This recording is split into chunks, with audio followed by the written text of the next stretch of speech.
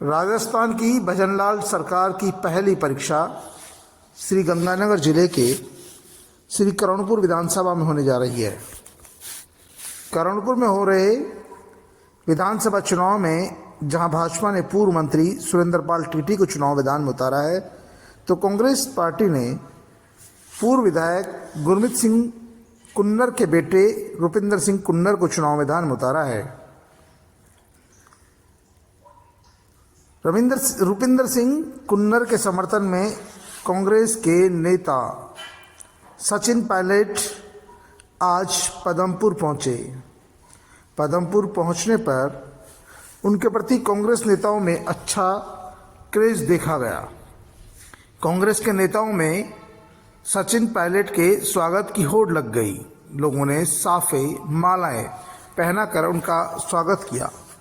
इस दौरान सचिन पायलट ने सभा को संबोधित करते हुए कहा कि राजस्थान में भाजपा सरकार बन गई है, केंद्र में भी भाजपा सरकार है, लेकिन ये सरकार किसान विरोधी है, मजदूर विरोधी है, दलित और महिला विरोधी है,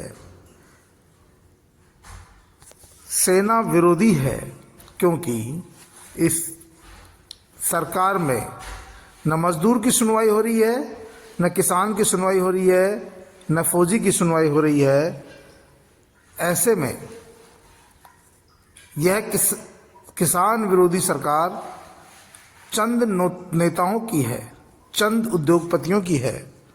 केंद्र और राजस्थान की मौजूदा सरकार उद्योगपतियों की सरकार है। इस सरकार से आम जनता को उम्मीद करना बेईमानी है। आपको बता दें कि गुरमीत सिंह कुन्नर यहाँ से पूर्व में विधायक रहे हैं और उनके निधन के बाद जहाँ विधानसभा चुनाव होने जा रहा है, उनके बेटे को कांग्रेस पार्टी ने टिकट दिया है। ऐसे में गंगानगर और हनुमानगढ़ जिले के तमाम कांग्रेस के मौजूदा विधायक और पूर्व विधायक सचिन पायलट के साथ मंच पर मौजूद रहे। मौजूदा विधायक सोनलाल नायक, शिमला नायक, अभिषेक पूनिया, विनोद गोठवाल समेत तमाम नेता मंच पर मौजूद रहे। वहीं पूर्व विधायक जगदीश शर्मा, कांग्रेस पार्टी के गंगानगर के अध्यक्ष मिगलानी भी मौजूद रहे। सचिन पायलट ने कहा कि राजस्थान की जनता अब पछता रही है कि कहीं न कहीं उनसे भूल हो गई।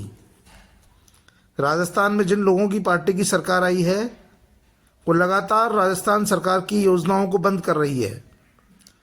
चिरंजीवी योजना को बंद कर दिया गया है। राजीव गांधी प्रेरकों की 50,000 लोगों की भर्तियों को रद्द कर दिया गया है। ये युवाओं के हितों पर कुठाराघात है।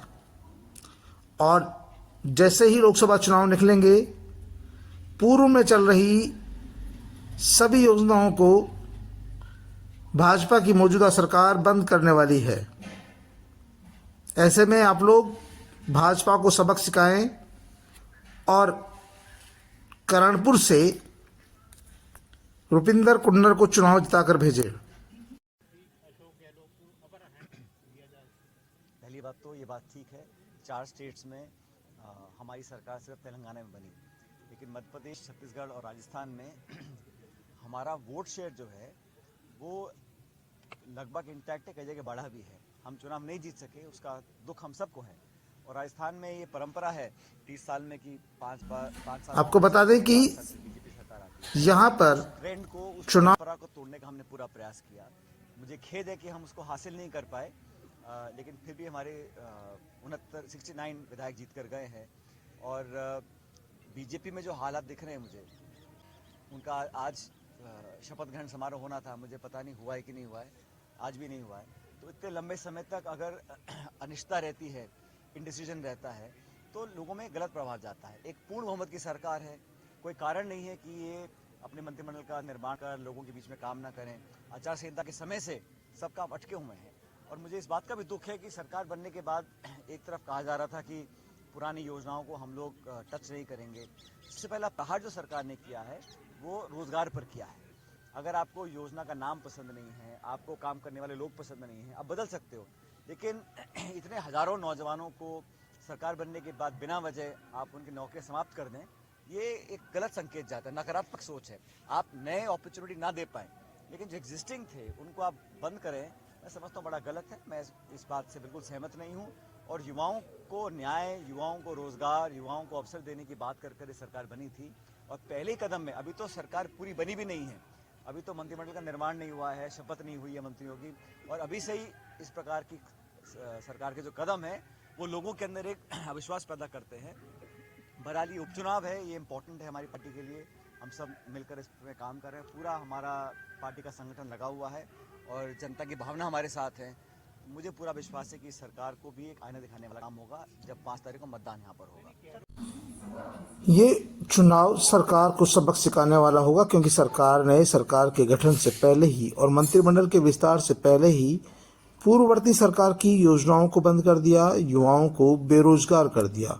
लगभग 70,000 युवाओं को अचानक से बेरोजगार करना, पूर्ववर्ती सरकार में जिन युवाओं को रोजगार दिया गया था उसे बंद करना सरासर युवाओं के हितों पर कटाराघात है। सरकार नौकरी नहीं दे सकती, योजना का नाम बदल सकती है, लेकिन बेरोजगार करना गलत है। मैंने कहा ना, हम लोग चुनाव हार गए, लेकिन अभी हमारा इमीडिएट टास्क ये है कि लोकसभा के अंदर हम लोग अच्छा परफॉर्म करें और जिस व्यक्ति को जो जिम्मेदारी दी गई है, और मुझे पार्टी नेतृत्व ने, खड़गे साहब ने, राहुल जी ने अखिल भारतीय कांग्रेस कमेटी का महासचिव बनाकर एक राज्य की जिम्मेदारी दी है। मैं लीडरशिप का बहुत धन्यवाद करना चाहता हूँ कि लोकसभा से कुछ महीने पहले एक जिम्मेदारी मुझे दी है, उसका पूरी तरह मैं निर्वहन करूँगा और बहुत जल्द राजस्थान में भी हम निर्णय लिए जाएंगे कि कौन विपक्ष का नेता होगा, प्रदेश कांग्रेस कमेटी में, जिला कांग्रेस कमेटी में क्या क्या बदलाव करने हैं।